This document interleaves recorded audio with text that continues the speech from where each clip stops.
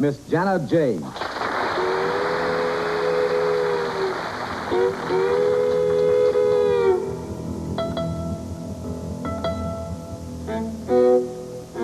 Starts way back with my granddaddy.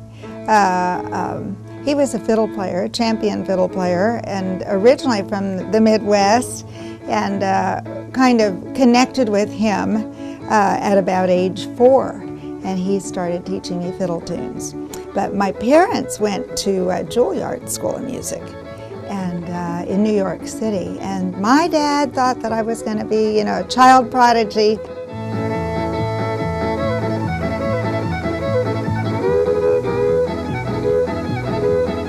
And then Granddaddy started teaching me fiddle tunes, and oh, it was so much fun. Mom was instrumental in, through teenage years and cheerleading and boys and all that. She kept me interested and kept me focused and kept me practicing, had me audition for scholarships. So I studied classically the entire time. Granddaddy's fiddle tunes sort of saved the day to keep it fun. We had family jam sessions all the time. That family element is so important in music. And I think it's the primary thing that makes music so valuable.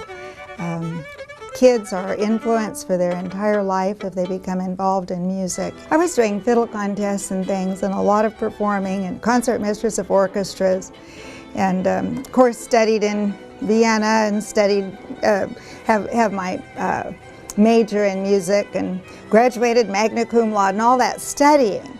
But it was really when I started playing on hee-haw that everything connected.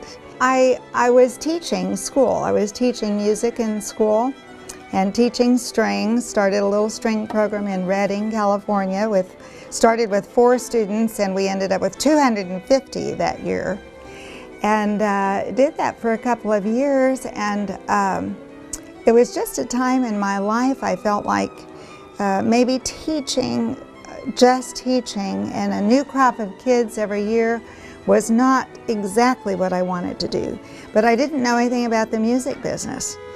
So I started playing in a bluegrass band, and we were very successful, and that kind of put me on a high to continue looking.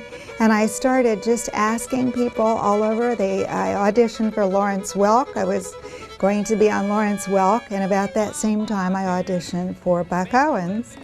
And Jack McFadden, his manager, knew that Lawrence Welk had asked me to come on the show. And so they grabbed me and said, we would like to take you to hee-haw. And that's how the career part started. Jana, when you first came on hee-haw, you were a part of the Buck Owens band. We found not only were you a great fiddle player, but could sing and do comedy as well. It was then you became a hee-haw regular. Hey, Buck, what's that new building you're putting up down at your place? Well, it all depends. If I can rent it to some city slicker, it's a rustic cottage. If I can't, it's a cow barn. The blue fiddle was a shock to me. When I first was hired by Buck and they took me to hee-haw, they wanted me to play an electric blue fiddle. And I have this is my good Italian violin, 1750, made in Milan, right where the Strads were made. Cremona is only about 30 miles from Milan. So this is what I was used to. I was a purist. And, this acoustic violin, this is really meaningful. So an electric blue fiddle, I thought, I don't know about this. And I really was hesitant to play that blue fiddle because it was different, really different. And lo and behold, but I did, of course. I did play that because they asked me to. Lo and behold, I started getting letters.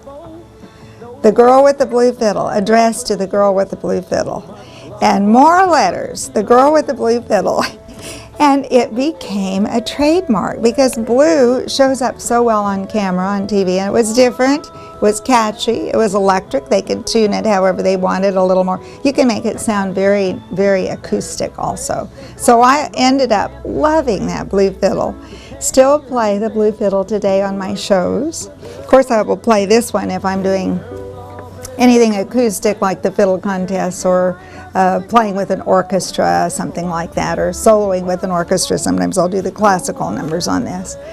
But the blue fiddle is a trademark, and thank goodness Hee Haw wanted me to do that, because it has really made a difference in my career. Roy was always terrific. He was just a Class A person, musician. He would play all hours of the day and night, and always loved having that guitar in his hand. And he was always fun and fun to be around. And we did a European tour together, working with the Jim Halsey agency. It was on Jim's roster. Jim's really the reason I came to Tulsa. But it wasn't until years later, when I was really striking out on my own from being in Buck Owens' band, and Jim Halsey asked me to be on his stable of entertainers, on his roster. And he said, you should think about moving to Tulsa.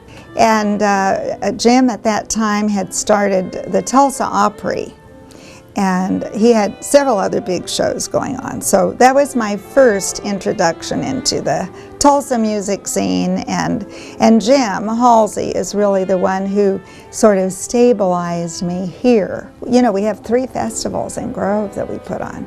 The one is the one in June, always the first full week in June, is the American Heritage Music Festival. It's a huge national fiddle contest, because when I was in Idaho, the national contest at Weiser, Idaho was one of my mainstays. I met people from all over the country.